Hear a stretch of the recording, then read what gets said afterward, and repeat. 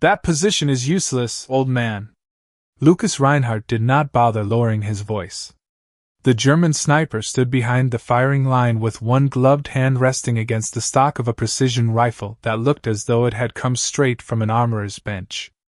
Around him, several members of the joint training team turned toward the stranger lying 50 yards away near a low shelf of sun-baked stone. Walter Hayes heard the remark. Everyone knew he had. He simply did not answer. At 78, Walter had learned that silence often revealed more about a man than argument ever could. He lay behind an old rifle with a dark walnut stock, his faded canvas jacket pressed against the dry Colorado earth, his elbows settled into a position Lucas considered almost laughably outdated. Beyond Walter stretched nearly a mile of broken country, pale grass, scattered rock, a shallow ravine, and distant steel shimmering beneath the afternoon heat. The wind moved through it in restless layers. Flags snapped hard near the firing line, yet half a mile downrange the grass leaned another way. Farther still, heat rising from a sunlit ridge bent the air until the target appeared to breathe. Walter watched all of it. Lucas watched Walter. "You know there's a reason nobody shoots from there anymore," he called. A few younger marksmen exchanged restrained smiles. Lucas was 31, disciplined, decorated, and frighteningly precise. His wrist carried a ballistic computer. A compact weather meter hung from his gear. His optic could resolve details Walter's aging scope had never been designed to see. To Lucas, long-range shooting was mathematics refined by technology, and the old American seemed to represent everything modern precision had left behind. Walter lifted his head slightly. His pale blue eyes moved past Lucas without irritation, settling instead on a patch of dry weeds about 300 yards downrange. Their seed heads trembled, stopped, then leaned gently toward the west. Walter's gaze shifted farther out. Dust curled along the floor of the ravine in the opposite direction. Staff Sergeant Daniel Mercer noticed. He had been standing near the spotting station, quietly observing the exchange, and something about the old man's attention bothered him. Walter wasn't looking at the target. He wasn't even looking at the nearest range flag. He was studying the empty space between himself and the steel. Lucas stepped closer, boots grinding against gravel. "You're too low behind those rocks. The heat coming off them will ruin your sight picture, and that little pocket you're hiding in won't tell you what the real wind is doing." Walter finally looked at him. There was no challenge in his expression. No embarrassment. Only the unnerving patience of someone who had heard certainty spoken too loudly before. "I'm not hiding from the wind," Walter said. Lucas gave a short laugh. "Then what exactly are you doing?" Walter's weathered fingers rested lightly against the scarred wood of his rifle. A gust swept across the range, whipping the nearest flag toward the east. Several shooters glanced at their instruments. Walter didn't. His eyes traveled once more across the valley, from grass to dust, from dust to shimmering air, following an invisible path no screen was showing them. Then he settled his cheek against the old stock and spoke so quietly that Mercer almost missed it. "I'm waiting for it to tell me the truth." For several seconds, nobody spoke. The only sound was the dry snap of the range flags and the faint electronic chirp of equipment gathering numbers from the afternoon air. Lucas Reinhardt looked toward the distant steel, then back at Walter Hayes, as though deciding whether the old American had offered wisdom, or merely dressed superstition in a calm voice. Behind them, the joint training team had spent most of the morning trying to solve the same problem. The target stood 1,780 yards away, a narrow steel silhouette positioned beyond the shallow ravine where the Colorado terrain folded into a series of uneven ridges. On paper, the exercise looked difficult but manageable. In practice, the valley had turned every calculation into an argument. The first German shooter had missed despite a carefully measured correction. The second had adjusted and missed from the opposite side. An American marksman had waited 12 minutes for steadier conditions, only to watch his result drift beyond expectation. Each attempt produced more data, and somehow the additional information made the problem less certain. Lucas walked toward the spotting station and glanced at the ballistic display. "Wind at the firing line is 9 miles per hour from the west," he said. Pressure is stable. Temperature is 84 degrees. We have the range. We have the elevation. We know the ammunition. Walter remained behind his rifle. You know the weather where you are standing. Lucas turned. And you think you know it's 1,700 yards away? Walter studied the valley. No. The answer caught Lucas off guard. Walter continued, his voice quiet. That is why I keep looking. Daniel Mercer lowered his binoculars. He had begun watching the same places Walter watched. Near the firing line, the flag pulled sharply east. 400 yards out, the pale grass barely moved. Across the ravine, a ribbon of dust slipped west along the ground. Near the target, the mirage climbed almost vertically before bending at the top. None of those signs agreed with one another. Mercer felt a small shift in his understanding. The instruments were not wrong. They were simply telling the truth about one location at a time. Lucas tapped the ballistic computer with his thumb. This equipment accounts for changing conditions. Walter's eyes stayed downrange. It accounts for what you give it. The younger sniper's jaw tightened. And what are we missing? Walter raised one weathered hand and pointed toward the ravine. Watch the shadow on the north wall. Several heads turned. A cloud moved slowly across the sun, carrying a broad patch of shade over the rocks. For a moment nothing happened. Then the dust near the ravine changed direction. Mercer straightened. Walter lowered his hand. The ground cools. The air above it changes. That current meets the warmer air coming off the opposite slope. Lucas stared through his optic. His expression did not soften, but the amusement was gone. That still does not make your position better. Walter almost smiled. I never said it was better. Another gust moved across the firing line.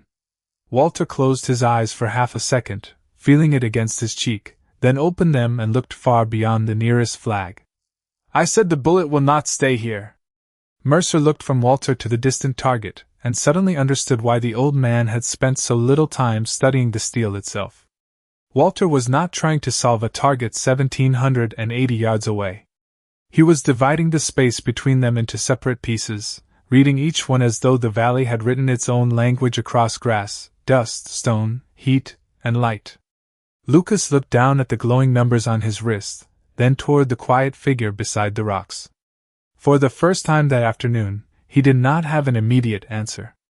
The silence lasted only a moment. Then Lucas Reinhardt stepped away from the spotting station and lifted his rifle from its rest.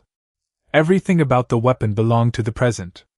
Its adjustable chassis had been fitted precisely to his body. The optic carried clean markings designed for rapid corrections. A compact rangefinder sat beside the spotting equipment, while the ballistic computer on his wrist continued feeding him calculations from measurements taken across the range. Lucas trusted the system because he understood it. He had spent years learning how to turn distance, temperature, pressure, elevation, ammunition, and wind into numbers that could be tested and repeated. Walter Hayes seemed to trust things that could not be entered into a computer at all.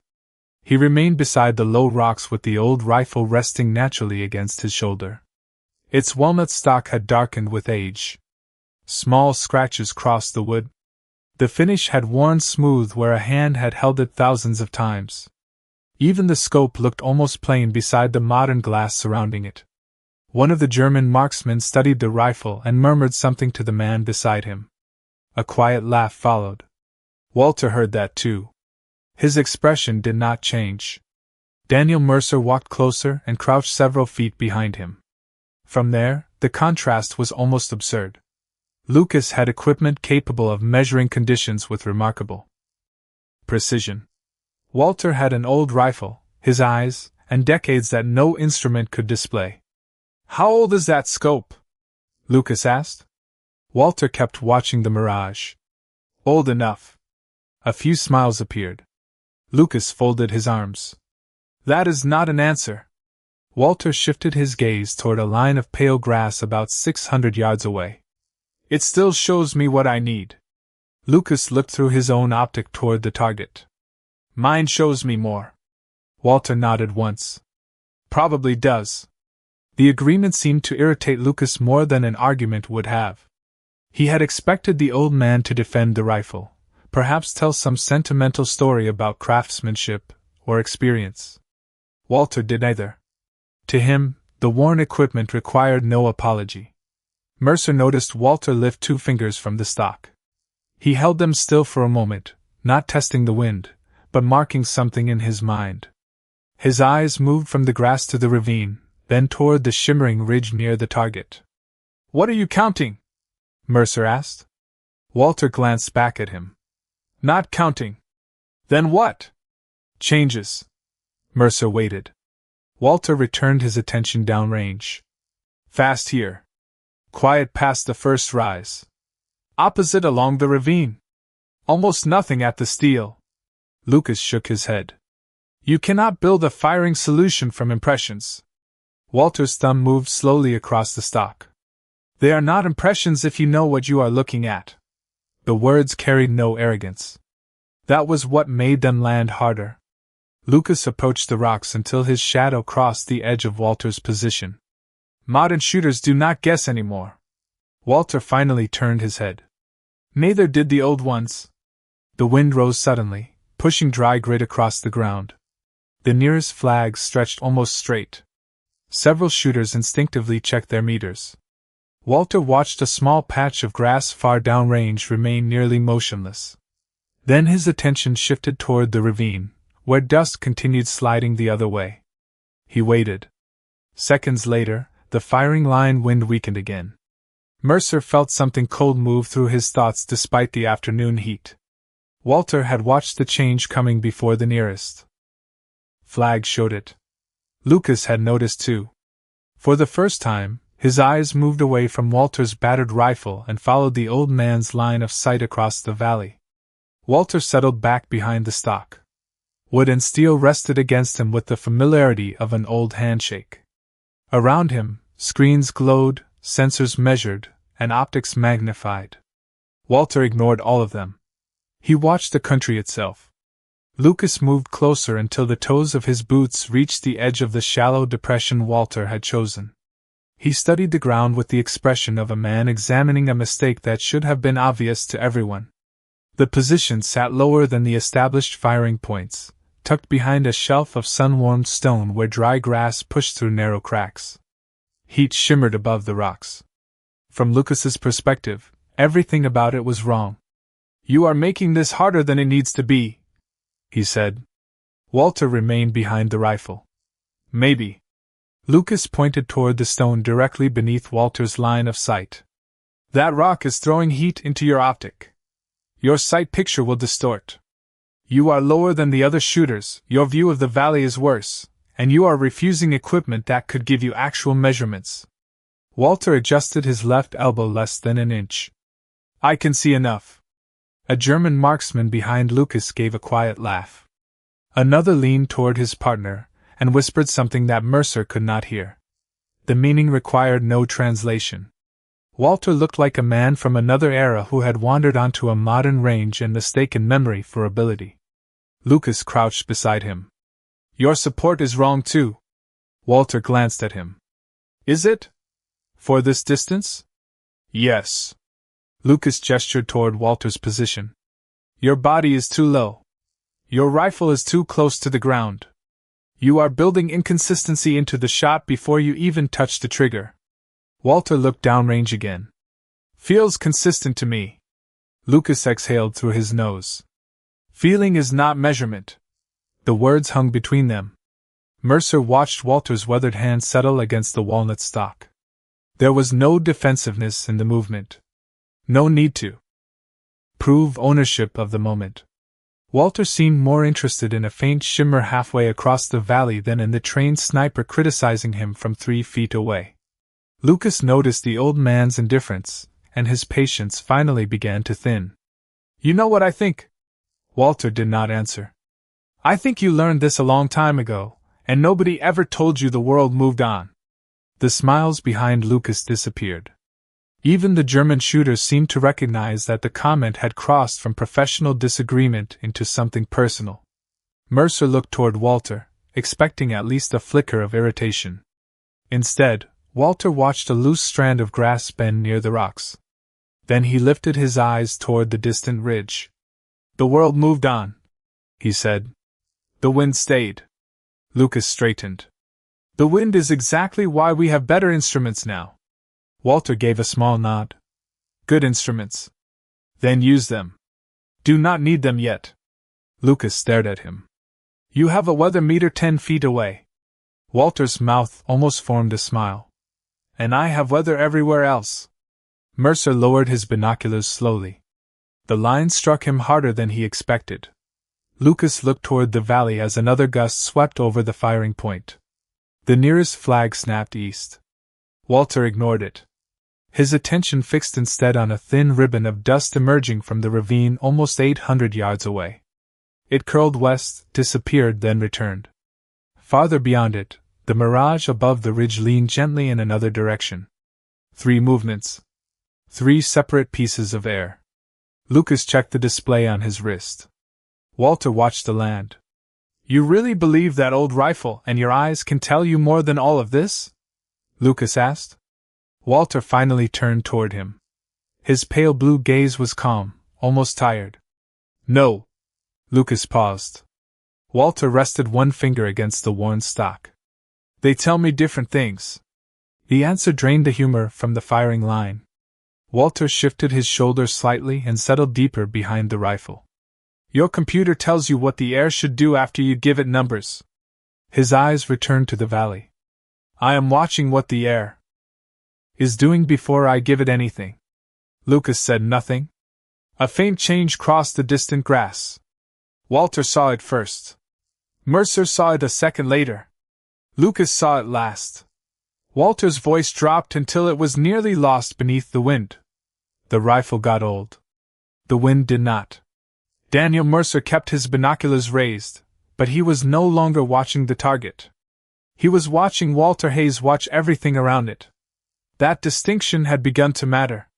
For most of the morning, Mercer had treated the valley as empty distance, 1,780 yards of space separating a rifle from a piece of steel. Walter seemed to see something else entirely. To him, the distance was divided into invisible rooms, each with its own temperature, movement, and rhythm. Mercer shifted his binoculars toward the first patch of grass Walter had studied. The stalks leaned east beneath the surface wind. He moved farther out. Near the ravine, dust traveled west in thin, wandering threads. Beyond that, the shimmering air above the sunlit ridge appeared almost vertical before bending slightly near the target. Mercer lowered the binoculars. 3 zones, he said quietly. Walter did not look back. At least. Lucas Reinhardt heard him. At least? Mercer pointed downrange. The wind here is moving east. The ravine is carrying it west. Near the steel, the mirage is barely moving. Lucas checked his weather meter. Conditions change. That is not unusual. No, Mercer said. But he saw the change before the meter here showed anything. Lucas turned toward Walter. The old man remained settled behind the rifle, breathing slowly, his cheek near the worn walnut stock. He looked almost detached from the conversation. Mercer crouched beside him. What were you watching before the dust changed? Walter lifted his eyes toward the far slope. Light. Mercer frowned. Light? The shadow crossed the north wall. Rock cooled. Air started settling.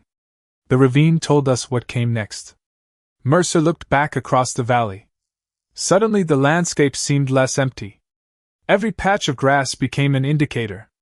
Every shimmer carried information. Even the moving shadow of a cloud could change the behavior of the air beneath it. Lucas stepped closer. You are describing local effects. They still have to be converted into a correction. Walter nodded. Eventually. Eventually? Lucas repeated. You cannot wait forever. I am not waiting for calm. Walter's eyes narrowed slightly as another faint ripple moved through the mirage. Calm does not last here. Mercer understood before Lucas did. You are waiting for a pattern. Walter gave him the smallest nod. That was enough. Mercer felt a quiet satisfaction, not because he had solved the valley, but because he had finally recognized the question Walter was asking. Lucas looked between them. A pattern based on what? Walter pointed toward the first rise. Grass. Then the ravine. Dust. Then the ridge. Mirage. Finally he nodded toward a distant strip of scrub near the steel. Leaves. Lucas stared through his optic. I barely see those. You are looking at the target. Walter said it without criticism. Lucas lowered the rifle slightly. Mercer almost smiled. That was the difference. Every trained marksman on the line had spent the morning trying to see the target more clearly. Walter had spent the afternoon trying to see everything the bullet would encounter before it ever reached the target. A warm gust brushed across Mercer's face. The nearest flag lifted. Walter did not move. 5 seconds later, the grass at the first rise leaned. Several seconds after that, dust stirred inside the ravine. Then the mirage shifted. Mercer watched the sequence unfold like a message traveling across the landscape. Walter quietly counted under his breath, not numbers, but intervals. Lucas heard him and looked down at the glowing screen on his wrist. For the first time, the device seemed less like an answer and more like a single witness among many. Walter's gaze remained fixed on the valley. There, he murmured. Mercer raised his binoculars again. What? Walter's weathered hand settled gently against the rifle. Now you are starting to see it. Lucas Reinhardt remained silent longer than anyone expected. His attention had shifted from Walter Hayes to the old rifle resting against the Colorado earth. Until now, he had treated it as little more than an artifact, a piece of wood and steel carried onto a range dominated by precision chassis, advanced optics, and instruments capable of reducing the atmosphere to numbers. But something about the way Walter handled it had begun to bother him. There was no hesitation when the old man's fingers found the controls. No searching. No unnecessary movement. Walter touched the rifle the way a pianist might touch an instrument played for half a lifetime. Lucas stepped around the low shelf of rock and stopped near Walter's right shoulder. What model is that? He asked. Walter's eyes remained downrange. An old one. Mercer almost smiled. Lucas did not. I can see that. His gaze traveled along the dark walnut stock until it stopped near the action. There, beneath years of worn finish, was a deep diagonal gouge in the wood. It was too irregular to be decoration, and too deep to be an ordinary scratch. The edges had been polished smooth by decades of handling, but the mark itself remained unmistakable. Lucas crouched. You never repaired that? Walter's breathing changed. Barely. Mercer noticed because he had been watching him closely. Did not need repairing, Walter said. Lucas leaned nearer. That is a serious scar for a rifle you trust this much. Walter's thumb moved over the gouge. The motion was slow and unconscious, as though his hand had traveled there before his mind decided to follow. Around them, the range continued breathing. Flags cracked in the wind. Gravel shifted beneath boots. A rangefinder emitted a soft electronic tone. Somewhere behind the firing line, a metal case closed with a hollow click. Yet Walter seemed to hear none of it. His eyes were no longer following the Colorado Valley. Mercer saw the change immediately. The old man's gaze remained open, but something distant had entered it. Lucas reached toward the stock, then stopped before touching it. Where did that happen? Walter did not answer. The wind swept across the rocks, carrying the dry smell of grass and warm stone. Walter felt the polished groove beneath his thumb. For one suspended second, 78 years disappeared from his face. He remembered another landscape. Another kind of heat. Another afternoon when there had been no weather meter beside him, and no glowing screen waiting to offer certainty. He remembered being young enough to believe that knowing the wind at his position meant knowing the wind everywhere. He remembered learning otherwise. Mercer lowered himself beside Walter, careful not to crowd him. Mr. Hayes? Walter blinked once. Colorado returned slowly. The distant steel shimmered in the afternoon light. The German team stood behind Lucas, no longer laughing. Walter looked down at the scar in the stock. That mark taught me something, he said. Lucas folded his arms, but the gesture had lost its earlier arrogance. About shooting? Walter shook his head. About being certain. The answer seemed to disappoint Lucas. A piece of damage would taught you not to be certain. Walter's eyes lifted to meet his. No. What happened before it did? Mercer felt the atmosphere change. Even the men farther back seemed to sense that the old rifle had stopped being merely old. Walter ran his thumb once more along the smooth edge of the gouge. His voice, when it came again, was quieter. There was a valley a long time ago. Looked simpler than this one. Lucas glanced toward the 1,780 yards of broken terrain ahead. And it was not. Walter looked past him, beyond the range, beyond the ridges, toward a place only he could see. Nothing is simple when you assume the air between you and the distance is empty. The memory came back without warning, carried by the feel of that old groove beneath Walter's thumb. He was 23 again, lying beneath a washed-out sky in a high desert valley thousands of miles from Colorado. The landscape had looked harmless from the ridge. Brown earth. Pale stone. Sparse brush bending beneath a steady wind. Nothing complicated. Nothing mysterious. His younger self had believed that. He had checked the movement of the grass beside his position, studied the dust near the ridge, and trusted what he saw. The wind touched his face from left to right, clean and predictable. Walter remembered the confidence more clearly than anything else. He had been good by then. Good enough that other men stopped questioning his judgment. Good enough that he had started believing experience could make the world predictable. His spotter, Thomas Avery, had been beside him with a small notebook opened against the dirt. Thomas was older by 4 years and infinitely more patient. "You are reading the wind here," Thomas had said. Walter had barely looked away from his scope. "That is where we are." Thomas pointed into the valley. "That is not where the distance is." Walter remembered almost smiling at the strange wording. Then Thomas made him look. Not at the far point. At everything between. A cluster of brush several hundred yards away leaned in the same direction as the grass beside them. Farther down, however, dust moving through a narrow cut traveled almost straight toward their ridge. Beyond that, heat rising from a broad shelf of rock drifted sideways again. 3 sections of the same valley. 3 different movements. Walter had been treating them as one. "Air follows the ground," Thomas told him. "Ground changes, air changes. You want to understand distance, stop staring at the end of it." Walter remembered lowering his eye from the scope. For the first time, he saw the valley not as empty space but as terrain stacked with invisible currents.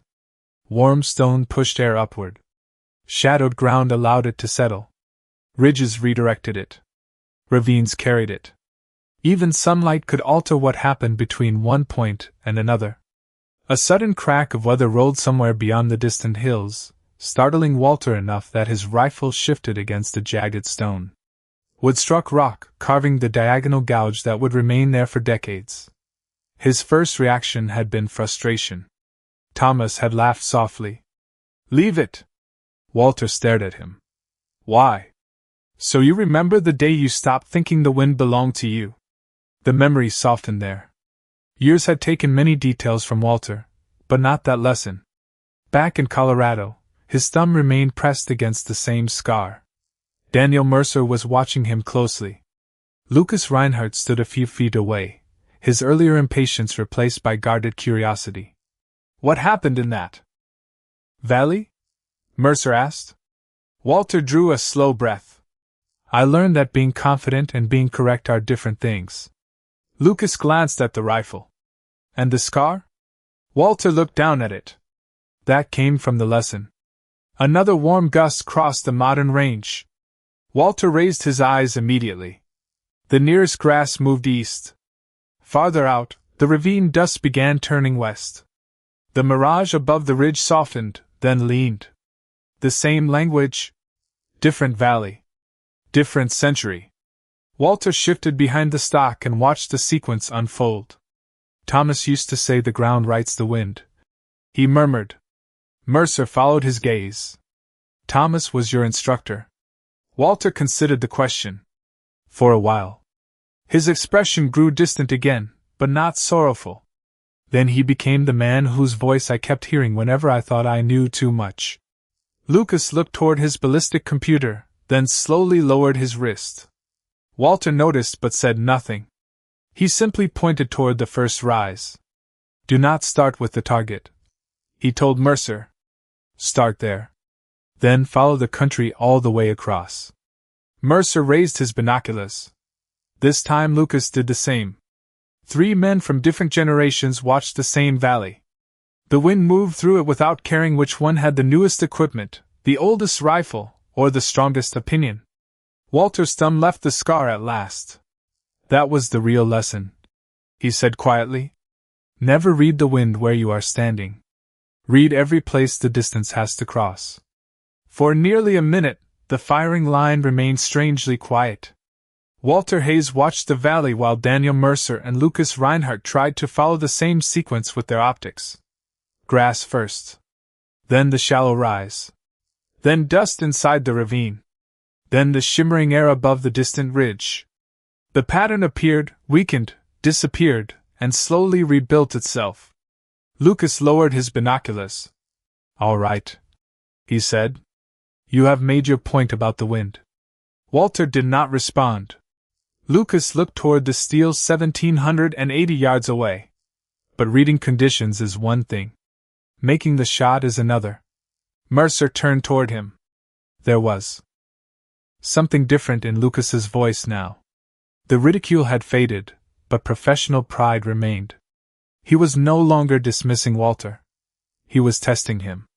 Walter lifted his cheek slightly from the walnut stalk. That is usually how it works. Lucas glanced at the other German marksmen. Several had moved closer without anyone calling them forward. The range had become less like a training exercise and more like a question everyone wanted answered. Lucas stepped toward the spotting station and placed his weather meter beside the ballistic computer. You said the instruments are not wrong. They are not. You said your position is not necessarily better. Correct. Lucas turned back. Then let us stop talking about it. Mercer sensed what was coming. Walter seemed to sense it too, though nothing changed in his expression. Lucas pointed toward the distant steel. One attempt. A breeze whispered across the rocks. No sighting shot. No correction afterward. No second chance. One of the German snipers looked at Lucas, surprised by the challenge. Mercer kept his eyes on Walter. The old veteran slowly pushed himself upright. His movements carried the stiffness of age, but there was nothing uncertain about them. He looked downrange for several seconds, then toward Lucas. You think one shot proves something? Lucas considered the question. I think one shot tells us whether you trust what you have been teaching us. Walter's pale eyes settled on him. That answer earned the faintest change in his expression. Not approval exactly. Recognition. Fair enough. The words moved through the group like an electrical current. Conversation stopped. Equipment was set down. A marksman near the rear stepped forward for a clearer view. Mercer felt his own pulse quicken, though Walter appeared almost indifferent to the attention gathering around him. Mr. Hayes, Mercer said quietly, you do not have to do this. Walter looked toward him. I know. The conditions are still shifting. They will keep shifting. Then we can wait. Walter looked back across the valley. Waiting for perfect conditions is another way of waiting forever. Lucas folded his arms. So you accept? Walter lowered himself behind the rifle again. His elbows found the earth. His shoulders settled naturally behind the stock. His right hand rested near the action, while his left supported the rifle with an ease that made the weapon seem less like equipment, and more like something remembered by his body. One shot, Walter said. Lucas nodded. One. Walter looked through the old scope, then immediately lifted his eye away from it. That puzzled several of the younger shooters. Instead of studying the target, he returned to the landscape. Grass. Dust. Shadow. Mirage. The sequence was beginning again. Mercer raised his binoculars. Lucas reached instinctively toward his ballistic computer, then stopped. Walter noticed the movement but said nothing. A cloud crossed the edge of the sun. The north wall of the ravine darkened. Dust near its floor hesitated. Walter's breathing slowed. The nearest flag still pulled east, but he ignored it. "Not yet," he murmured. No one had asked him a question. Seconds passed. The dust turned. Farther out, the mirage began to lean. Walter settled his cheek against the scarred stock. Around him, a dozen trained marksmen became completely still. The challenge had been made. The old man had accepted it. Now the valley would decide when the moment arrived. Walter did not touch the trigger. Not yet. His right eye remained behind the old scope while the rest of the firing line seemed to hold its breath with him. Lucas Reinhardt stood several feet back, watching the glowing ballistic computer on his wrist. The device had finished processing the latest measurements. Range, elevation, temperature, atmospheric pressure, ammunition profile, and the wind reading near the firing point had been reduced to a clean solution. Lucas studied it for a moment, then looked toward Walter. "I have the correction," he said. Walter did not move. "Read it," Daniel Mercer said quietly. Lucas gave the numbers. One of the German marksmen beside him checked his own device and nodded. The solution was reasonable. More than reasonable. It was exactly the kind of answer every trained shooter on the line had been taught to trust.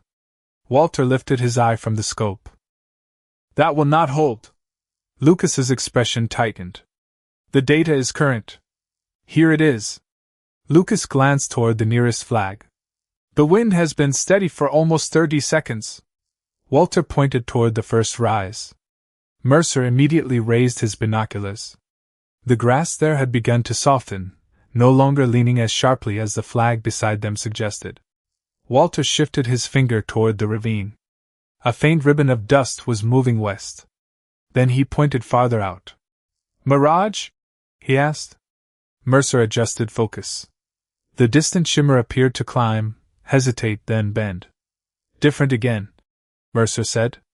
Lucas lifted his optic and checked for himself. Walter waited. "3 pieces," Mercer murmured. "And none of them matched the firing line." Walter nodded. "Now stop thinking about which one is correct." Mercer lowered the binoculars slightly. "What do you mean?" "They are all correct." Walter looked across the valley. "For where they are." Lucas stared at his computer. The screen suddenly seemed to describe only the first few feet of a journey nearly a mile long. Walter pointed toward the grass. "First section pushes one way." His finger moved toward the ravine. "Middle gives some of it back." Then toward the distant ridge. "Last section barely moves at all." Mercer followed the invisible path. "So they partly cancel each other." "Partly." Walter's answer came immediately. Lucas looked at him. "How much?" Walter's pale eyes remained on the terrain. "Enough that your correction is too large." One of the Germans shifted uneasily. Another checked the ballistic solution again, as though repetition might make the screen more convincing. Lucas crouched near Walter. "You are going to ignore a calculated correction because of grass and dust?" Walter looked at him. "No. I am going to use the calculation for what it knows and the valley for what it knows." That silenced Lucas. Mercer felt the lesson settle into place. Walter had never rejected technology. Lucas had simply assumed that refusing to worship it meant refusing to understand it. Walter reached toward the adjustment on his old scope, then stopped. He watched the north wall of the ravine as sunlight returned across the stone. The shadow withdrew. Heat began building again. "Watch," he said. Mercer raised his binoculars. The dust changed first. Then the grass. Several seconds later, the mirage followed. Lucas saw it this time without being told where to look. His expression hardened, not with anger, but concentration. Walter finally touched the scope. A soft mechanical click broke the silence. Then another. Lucas looked down at his computer, calculated mentally, and frowned. "That is less correction than the solver gives." Walter settled behind the stock. I know. How much less? Walter did not answer. He was watching a strip of scrub near the target now, waiting for the leaves to settle into the same rhythm he had seen twice before. Mercer studied the valley and realized something else. Walter was not merely waiting for favorable wind. He was waiting for several unfavorable winds to balance one another. The nearest flag snapped hard again. Nobody looked at it. Every eye had moved farther downrange. The dust turned. The mirage leaned. The distant leaves trembled, then paused. Walter's breathing became slow and even. His cheek settled against the worn wood. Lucas glanced once more at the computer on his wrist, then lowered his arm without saying a word. For the first time that afternoon, the youngest men on the range were no longer waiting for a machine to tell them what the air was doing. They were watching the country. Walter saw the pattern return. His hand became perfectly still. There, he whispered. Walter held the pattern in his mind for 3 slow breaths, then moved his hand to the scope. The first click was almost too soft to hear. The second was not. Lucas Reinhardt immediately looked down at the ballistic solution glowing on his wrist, then back at Walter's adjustment. His eyebrows drew together. That is the wrong direction. Walter made another small correction. Lucas stepped closer. Mr. Hayes, your wind adjustment is taking you farther away from the calculated solution. Walter's fingers left the scope. I know. The answer traveled quietly across the firing line. Daniel Mercer lowered his binoculars and looked from Walter to Lucas. Behind them, the German marksmen exchanged uncertain glances.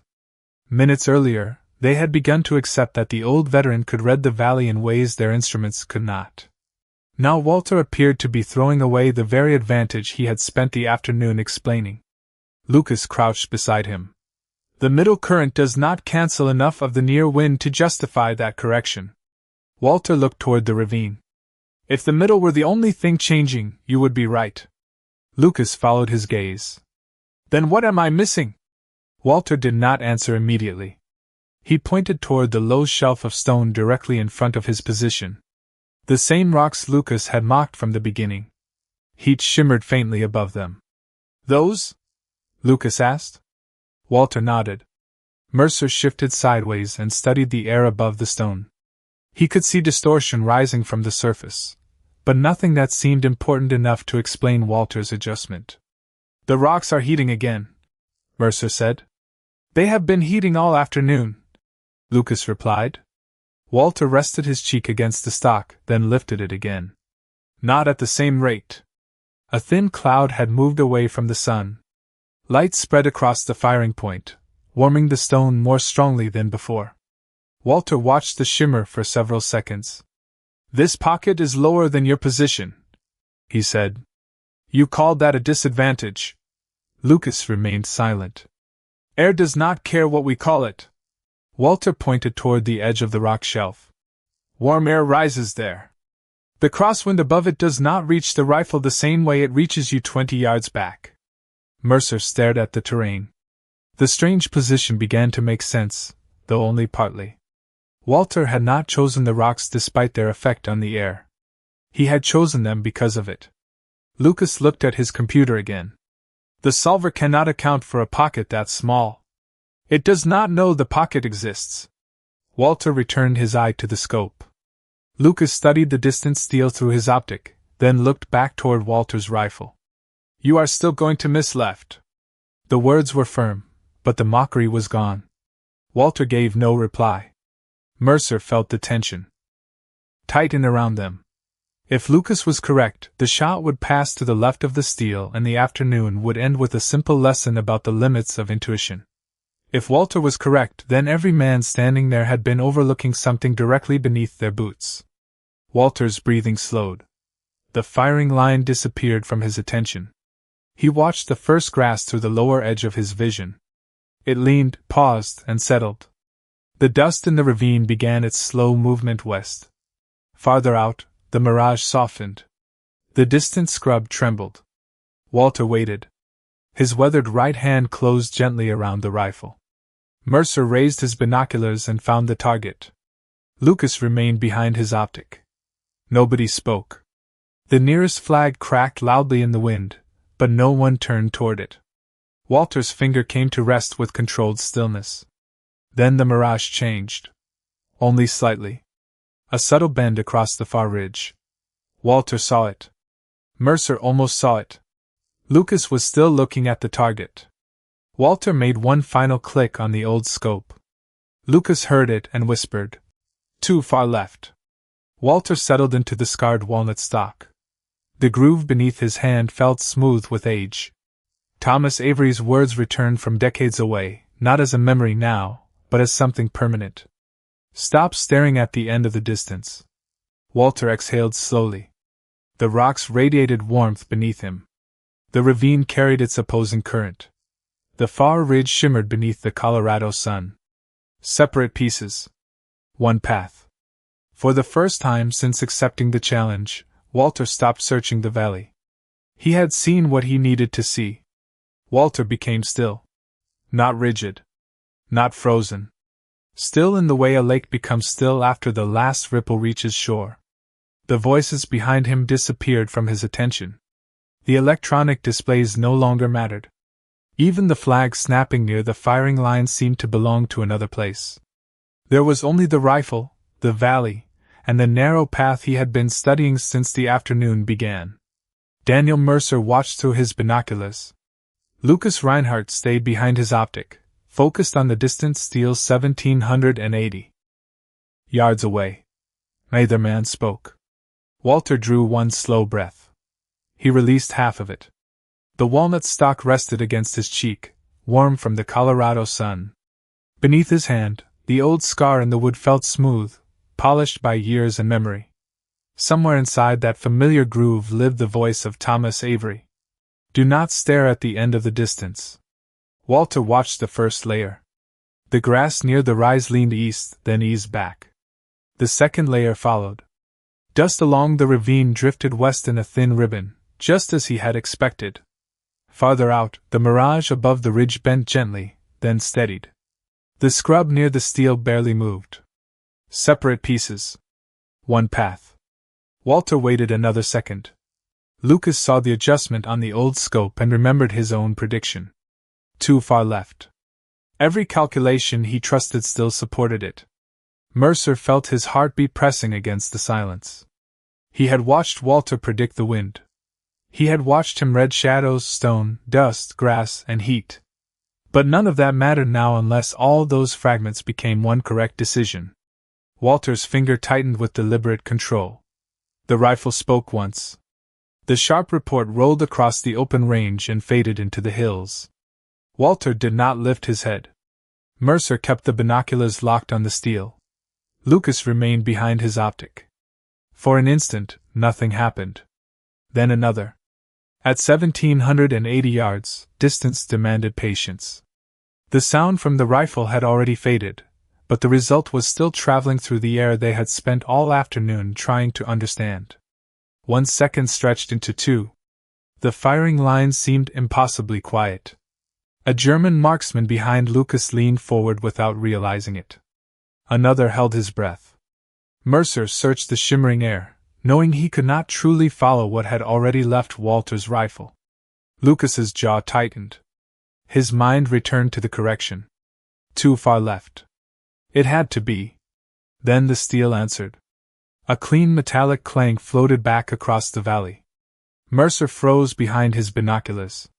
One of the Germans whispered something under his breath. Lucas did not move at all. Through his optic, the target was still swaying faintly.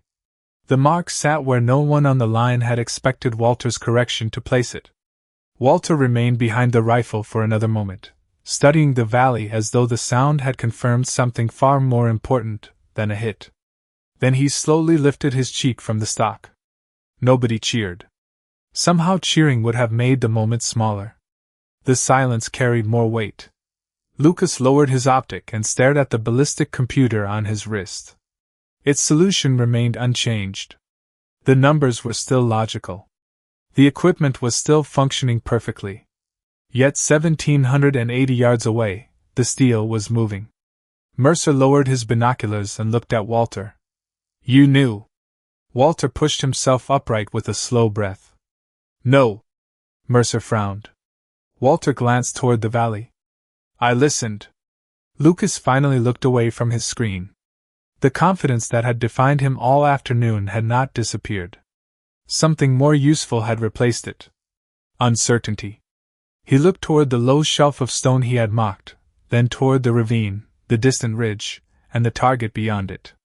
For the first time, he seemed less interested in where the shot had landed than in why it had arrived there. Walter noticed the question forming before Lucas spoke. He rested one hand on the old rifle and looked toward the warm rocks beneath his position. "No," he said quietly. "You are ready to ask about the part everyone laughed at." Lucas Reinhardt looked at the low shelf of stone as though he were seeing it for the first time. 20 minutes earlier, he had called the position useless. Now the distant steel was still moving faintly beneath the Colorado sun, and the old man beside him had turned that supposedly useless ground into the most important piece of the entire range. "Why here?" Lucas asked. Walter Hayes placed one palm against the warm rock. "Because everyone else chose a position for the shooter." Lucas frowned. Walter looked toward the valley. "I chose one for the shot." Daniel Mercer stepped closer. The other marksmen followed, forming a loose semicircle around the shallow depression without anyone giving an order. Walter pointed toward the standard firing points farther back. They sat higher, cleaner, and more exposed. "Up there, the crosswind reaches you without much interference. Easy to measure. Easy to understand." His hand moved toward the rocks around him. "Down here, the terrain breaks that flow." Lucas crouched and looked across the stone. Heat shimmered above its surface. "But you said the heat was changing." "It was. That should make this less predictable." Walter shook his head. "Not if you know when it changes." Mercer looked toward the moving shadow of a cloud farther west. The lesson returned immediately. Sunlight. Stone. Temperature. Air. Walter had not found a place without variables. He had found a place where the first variable could be watched closely enough to anticipate. Walter traced an invisible line from the rocks toward the first rise. The opening part of the path matters because it sets up everything that follows. From here, that first section was more stable than it looked. Lucas glanced toward his ballistic computer. "The meter behind us never showed that." "Because the meter was behind us." Walter's voice carried no triumph. That made the explanation sharper. Lucas slowly removed the device from his wrist and held it in his palm. The screen still displayed the solution that had told him Walter would miss left. "So the computer was wrong?" "No." Walter looked directly at him. "You keep wanting something to be wrong." Lucas became still. Walter nodded toward the screen. "That machine answered the question you asked it. The problem was that you asked it about the air where you measured it, then treated the answer like it belonged to the whole valley." Mercer looked across the 1,780 yards between them and the target. What had seemed like one distance now appeared divided into layers. The sheltered opening near the rocks. The exposed grass beyond it. The reversing current inside the ravine. The weaker movement near the far ridge. None of those conditions defeated the others. Together, they formed the actual problem. "That is why your adjustment looked wrong," Mercer said. Walter nodded. "Lucas calculated one dominant wind. I was accounting for several smaller ones." Lucas looked toward the target. "And you knew they would cancel." "I knew they were approaching a pattern I had already watched twice." Walter picked up a handful of dry soil and let it fall from his fingers. The grains drifted briefly, then disappeared against the ground. "There is a difference." Lucas considered that. "You could still have missed." Walter looked almost amused. "Of course." The answer surprised everyone. Lucas turned sharply. "After all that, you are saying it was not certain?" "Nothing at that distance is certain." Walter brushed the dust from his palm. "Experience does not remove uncertainty. It teaches you where to look for it." The word settled over the group. One of the German marksmen quietly lowered his range finder. Another turned his attention from the steel to the ravine. Mercer noticed and smiled faintly. The lesson was spreading without Walter needing to repeat it. Lucas looked down at the ballistic computer one final time. Then he pressed a button that darkened the screen. He did not throw it aside. He did not dismiss it. He simply placed it carefully on the equipment case and raised his eyes toward the landscape. Walter watched him study the grass, then the dust, then the mirage. This time Lucas did not begin with the target. Walter said nothing. He did not need to. The most important correction made that afternoon had never been dialed into a scope. The afternoon had begun to soften when Walter Hayes finally lifted the old rifle from the Colorado earth. The heat still shimmered above the distant ridge, but the light had turned warmer, stretching long shadows from the equipment cases and spotting scopes behind the firing line. Walter brushed dust from the walnut stock with his palm. Around him, nobody seemed eager to return to the routine of the exercise. The German marksmen who had laughed earlier were now studying the valley in silence. Their expensive instruments remained nearby, but their eyes kept moving toward the grass, the ravine, and the changing mirage. Walter opened the rifle's action, checked it carefully, and prepared to place it inside its worn case. Lucas Reinhardt watched him. For most of the afternoon, Lucas had carried himself with the controlled certainty of a man accustomed to being among the best people in any room. Now something quieter had replaced it. Not humiliation. Not defeat. Curiosity. Walter bent slowly to close the case. Mr. Hayes? Walter looked up. Lucas had removed his modern rifle from its rest. For a moment, Mercer thought the German sniper intended to attempt the same shot. Instead, Lucas carried the rifle toward Walter and placed it carefully across the padded equipment table between them. This optic gives me more information than yours, Lucas said. Walter nodded. It should. My ballistic computer calculates faster than I ever could. Good. Lucas glanced toward the dark screen resting on the nearby case. My weather meter measures things your eyes cannot. Walter waited. Lucas looked across the valley. The nearest flag moved east. Dust inside the ravine drifted west. Above the far ridge, the mirage was beginning to straighten as the temperature changed. And somehow, Lucas said, I spent all morning seeing less. Walter studied him for a long moment. Then he looked at the other German shooters. None of them were smiling now. One had his binoculars trained on the ravine instead of the steel.